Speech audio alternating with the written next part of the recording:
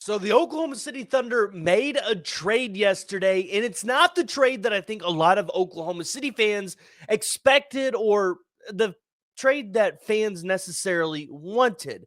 The Oklahoma City Thunder ended up trading for the 6'8" power forward. A lot of people just call him forwards nowadays. Daniel Theis.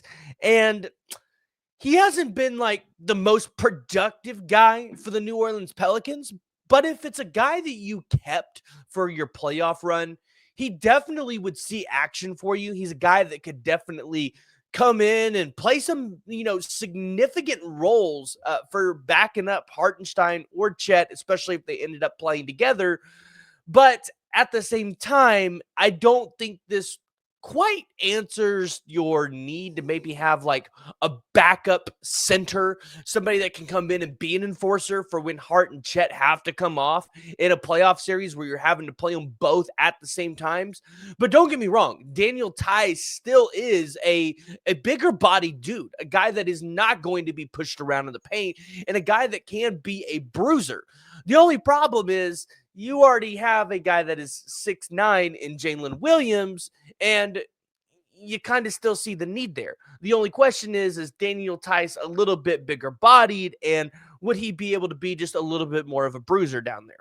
But kind of looking at this trade, Oklahoma City not only get Daniel Theis, but they get a 2031 second-round draft pick to give the Pelicans some cash, would help free up some salary cap for them. You just saw them trade Brandon Ingram.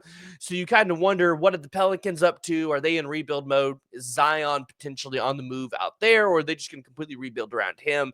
We'll have to see what they're doing. But for the Oklahoma City Thunder, I feel like you're looking at this move and saying, this can't be it. There's got to be something else, because in previous videos, we've talked about other guys that Oklahoma could be potentially pursuing. And one that I thought would be an incredible addition for the Oklahoma City Thunder, and a guy that was just here in Oklahoma City, Bobby Portis Jr.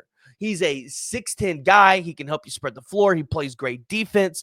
And the Milwaukee Bucks have made it known they are willing to trade Bobby Portis. And so you kind of have to wonder if a guy like Daniel Theis, if they end up buying him out, packaging the draft pick that the Pelicans just gave you in a deal for a guy like Bobby Portis. But at the end of the day, I don't think we're really truly going to know, because getting inside Sam Presti's head, it has been proven to be a lot harder than a lot of people think they can just easily get in there. So the Oklahoma City Thunder, they make a small trade for Daniel Theis. There could still be potentially some moves going down the road. I was talking to some guys in the office. A lot of people threw out their dream kind of scenarios, and one of the guys said, hey, like, we just need to bring in Steven Adams. I like what he brings. He's a fan favorite for the Oklahoma City Thunder, and I would agree. You bring in Steven Adams, maybe it helps the Thunder in those kind of backup role minutes where he'd play probably less than 10 minutes a game. And, the Oklahoma City fans would absolutely love it, but not sure if that's going to be a reality or a possibility. So I want to hear from y'all. Join the discussion. Jump in the comments below. Who do you think Oklahoma City needs to go out there and get this trade deadline? And if you're new to the channel, make sure you hit that like and you hit that subscribe button.